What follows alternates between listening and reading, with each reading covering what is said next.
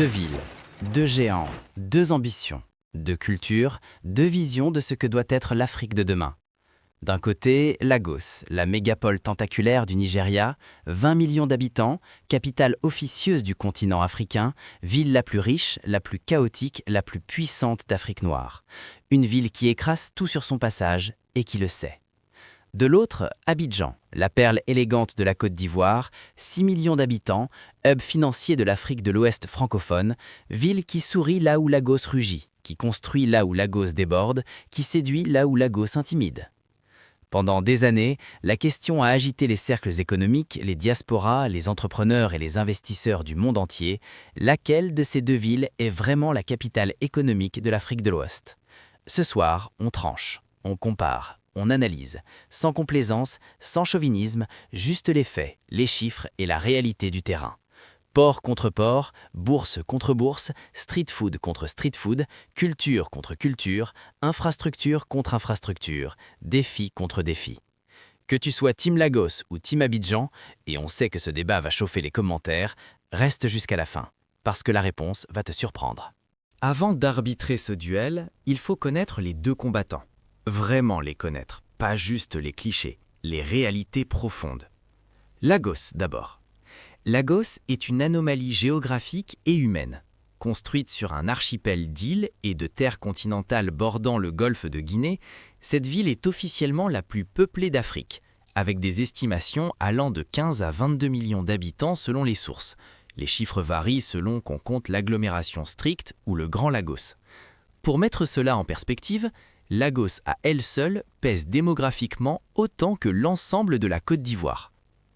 Son histoire est celle d'une ville qui a toujours été au centre de tout. Ancienne cité Yoruba, comptoir portugais au XVe siècle, plaque tournante de la traite négrière, puis capitale coloniale britannique, Lagos a été forgée par des siècles de commerce, de migration et de conflits. Capitale fédérale du Nigeria jusqu'en 1991, quand le gouvernement a déménagé à Abuja, elle a refusé de perdre son statut de centre de gravité du pays. Aujourd'hui encore, Lagos génère à elle seule environ 25% du PIB nigérian. C'est vertigineux. Abidjan maintenant. Abidjan est l'anti-Lagos dans presque tous les sens du terme. Là où Lagos étale, Abidjan concentre. Là où Lagos déborde, Abidjan organise, tant bien que mal. Né d'un malentendu linguistique en 1898, propulsé par le canal de Vridi en 1934, vitrine du miracle ivoirien, sous Houphouët-Boigny, Abidjan a connu une trajectoire moins linéaire que Lagos. Elle a traversé une décennie de crise politique et militaire entre 2002 et 2011 qui ont failli la faire basculer dans l'oubli économique. Mais elle s'est relevée. Et depuis 2012, sa croissance est l'une des plus rapides du continent. Avec 6 à 7 millions d'habitants, Abidjan est 3 fois plus petite que Lagos démographiquement. Mais la taille dans ce duel n'est pas tout. Et c'est précisément là où ça devient intéressant. Ces deux villes partagent une même ambition, être le hub incontournable de l'Afrique de l'Ouest. Mais elles y arrivent par des chemins radicalement différents. Lagos joue sur la masse, l'énergie brute, l'entrepreneuriat agressif. Abidjan joue sur la stabilité, l'attractivité institutionnelle, la qualité de vie relative. Deux modèles, deux philosophies, un seul titre à décrocher. Entrons dans le vif du sujet. L'économie. C'est là que le duel est le plus brutal et le plus révélateur. Round 1. Le PIB et le poids économique. Lagos joue dans une autre catégorie en termes de chiffres bruts. Le Nigeria est la première économie d'Afrique avec un PIB d'environ 480 milliards de dollars en 2025 selon la Banque mondiale. Lagos en représente environ un quart, soit autour de 120 milliards de dollars rien que pour cette ville. C'est colossal, c'est plus que le PIB de certains pays africains entiers. La Côte d'Ivoire, elle, affiche un PIB national d'environ 75 milliards de dollars en 2025, en forte croissance, mais sans commune mesure avec le Nigeria. Abidjan en représente environ 60 à 65%, soit roughly 45 à 50 milliards de dollars rien que pour cette ville. Verdict round 1, Lagos gagne haut la main sur le PIB brut. Mais attention, un PIB brut ne dit pas tout. Il faut regarder la qualité de la croissance, sa stabilité et son accessibilité pour les investisseurs étrangers. Round 2. La stabilité économique et monétaire. Et là, le match se retourne complètement. Le Nigeria a vécu depuis 2015 deux récessions majeures, une inflation galopante qui a atteint 33% en 2024 et une dévaluation catastrophique du naira, la monnaie nigériane, qui a perdu plus de 70% de sa valeur face au dollar en 2 ans. Pour un investisseur étranger, entrer au Nigeria en 2024-2025, c'est jouer à la roulette monétaire. La Côte d'Ivoire, elle, bénéficie du franc CFA, arrimé à l'euro, garanti par la France et la BCE. Une monnaie stable, prévisible, qui rassure les investisseurs institutionnels. C'est un avantage compétitif massif qu'Abidjan utilise à plein régime pour attirer les sièges régionaux de multinationales et les institutions financières internationales. Verdict round 2, Abidjan gagne sur la stabilité monétaire et l'attractivité institutionnelle. Round 3, les ports. Le port de Lagos, en réalité deux ports, Apapa et Tinkan Island, est le plus grand port d'Afrique de l'Ouest en volume absolu. Il traite environ 80% des importations nigérianes, dans un pays de 220 millions de consommateurs. Les chiffres sont impressionnants, plus de 35 millions de tonnes de marchandises par an. Le port autonome d'Abidjan traite environ 25 à 28 millions de tonnes annuelles. Moins en volume. Mais voici ce que Lagos ne peut pas dire. Le port d'Abidjan dessert 8 pays de l'Hinterland, Mali, Burkina, Niger, Guinée. Il est la porte d'entrée et de sortie de toute l'Afrique de l'Ouest enclavée. Et surtout, il est réputé nettement plus efficace, moins corrompu, avec des délais de dédouanement bien inférieurs à ceux d'Apapa, où les camions peuvent rester bloqués jusqu'à 3 semaines. Verdict round 3, match nul. Lagos sur le volume, Abidjan sur l'efficacité. Round 4. La finance et les marchés de capitaux. Lagos abrite la Nigerian Stock Exchange, la plus grande bourse d'Afrique subsaharienne par capitalisation, avec plus de 700 milliards de dollars de capitalisation en 2025. C'est un géant. Impossible de rivaliser en termes de taille brute. Mais Abidjan a un argument unique. La BRVM, Bourse régionale des valeurs mobilières, est la seule bourse commune à 8 pays. Elle couvre une zone économique intégrée de 130 millions d'habitants. Pas besoin de 8 bourses différentes, 8 réglementations différentes, 8 monnaies différentes.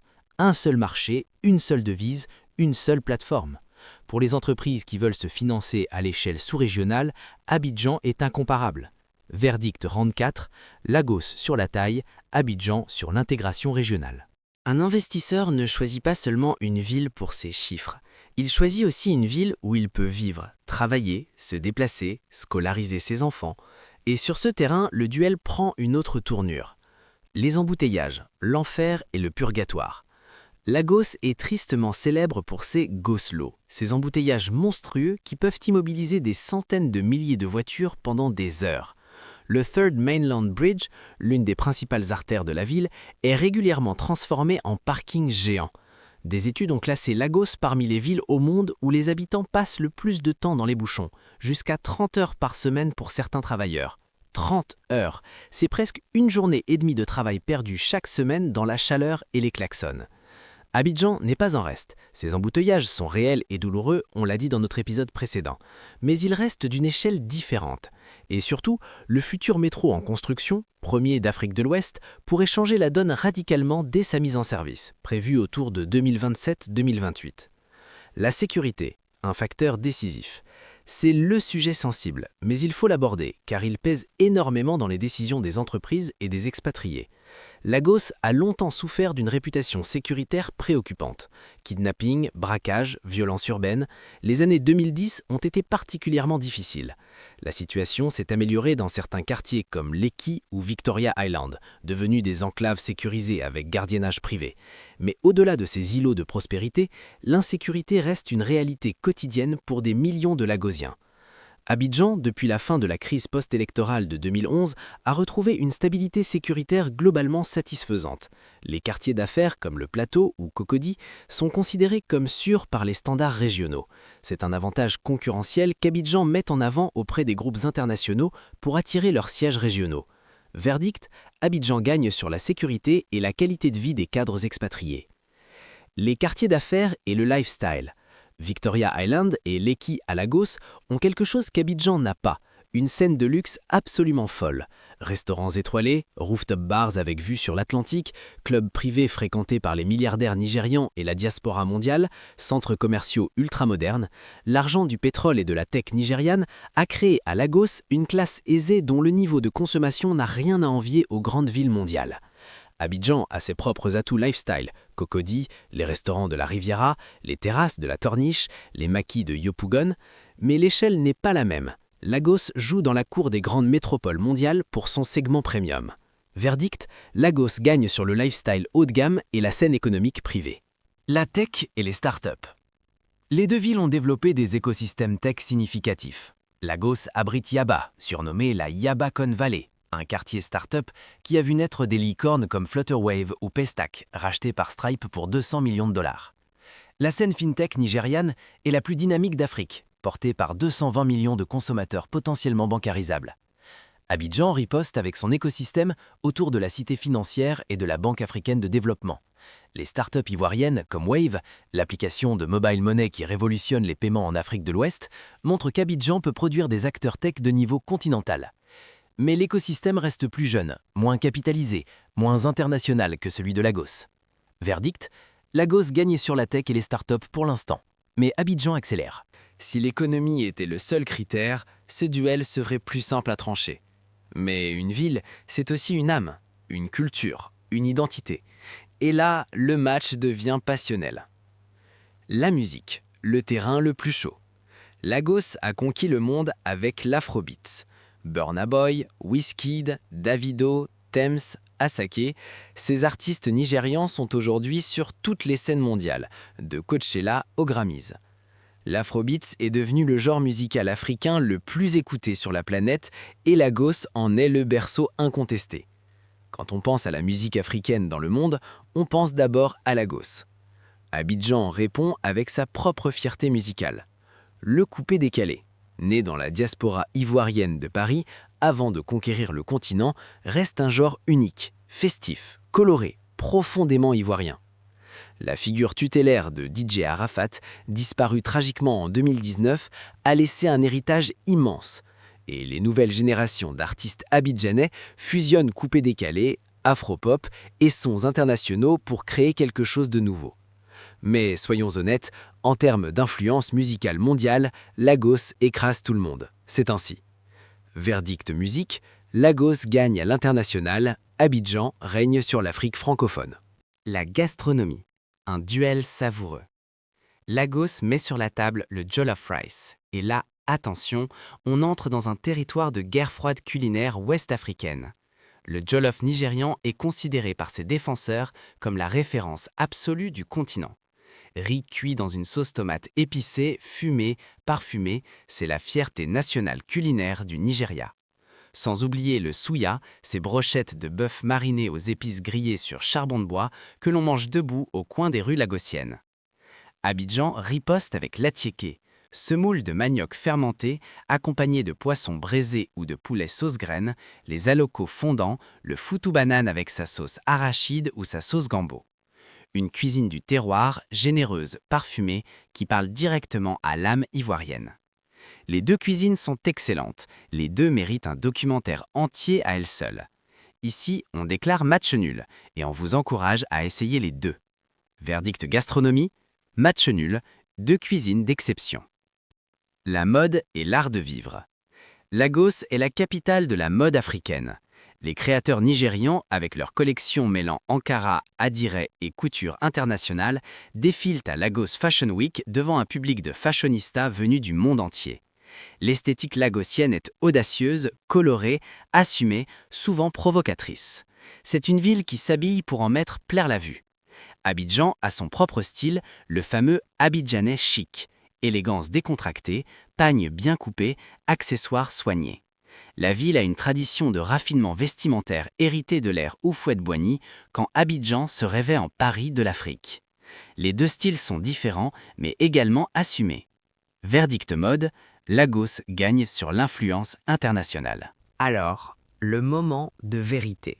Après avoir tout passé en revue, l'économie, les infrastructures, la qualité de vie, la culture, qui remporte le titre de capitale économique de l'Afrique de l'Ouest? Voici le tableau de bord final. PIB brut et puissance économique absolue, Lagos. Stabilité monétaire et attractivité institutionnelle, Abidjan. Port en volume, Lagos. Port en efficacité et rayonnement régional, Abidjan. Marché financier en taille, Lagos. Intégration financière régionale, Abidjan. Qualité de vie et sécurité, Abidjan. Lifestyle premium et économie privée, Lagos. Tech et start-up, Lagos, pour l'instant. Influence musicale mondiale, Lagos. Hub francophone et institutionnel, Abidjan. Score, Lagos 6, Abidjan 5. Lagos gagne, mais d'un souffle. Et voilà ce que ce score serré nous dit en réalité. Lagos est le géant incontestable de l'Afrique de l'Ouest anglophone. Abidjan est la capitale incontestée de l'Afrique de l'Ouest francophone. Ces deux villes ne jouent pas tout à fait dans la même ligue, pas parce que l'une est meilleure que l'autre, mais parce qu'elles servent des marchés différents, des ambitions différentes, des régions différentes. Un entrepreneur tech qui cherche 200 millions de consommateurs anglophones va à Lagos. Un groupe bancaire international qui veut couvrir l'espace UEMOA va à Abidjan. Un investisseur qui fuit l'instabilité du Naira va à Abidjan. Un artiste qui veut conquérir le monde va à Lagos. Les deux villes sont complémentaires bien plus que rivales, et ensemble, elles forment les deux poumons d'une Afrique de l'Ouest qui respire de plus en plus fort sur la scène mondiale. Ce duel Lagos-Abidjan n'est pas juste une compétition entre deux villes, c'est le reflet d'une Afrique de l'Ouest en pleine transformation, qui cherche sa voie, qui construit ses propres modèles, qui refuse d'être réduite aux clichés que le monde lui colle dessus depuis trop longtemps. Deux villes, deux fiertés, une seule ambition partagée, prouver que l'Afrique est l'avenir. Alors toi, Team Lagos ou Team Abidjan? Balance ton verdict dans les commentaires, on veut tout savoir. Et si tu penses qu'on a mal noté un round, argumente, on adore le débat. Si cette vidéo t'a appris quelque chose, clique sur like maintenant, ça prend 2 secondes et ça change tout pour notre chaîne. Abonne-toi à Horizons Africaines pour ne rater aucun de nos prochains duels et documentaires sur l'Afrique qui monte. L'Afrique se lève, Horizons Africaines est là pour vous le montrer.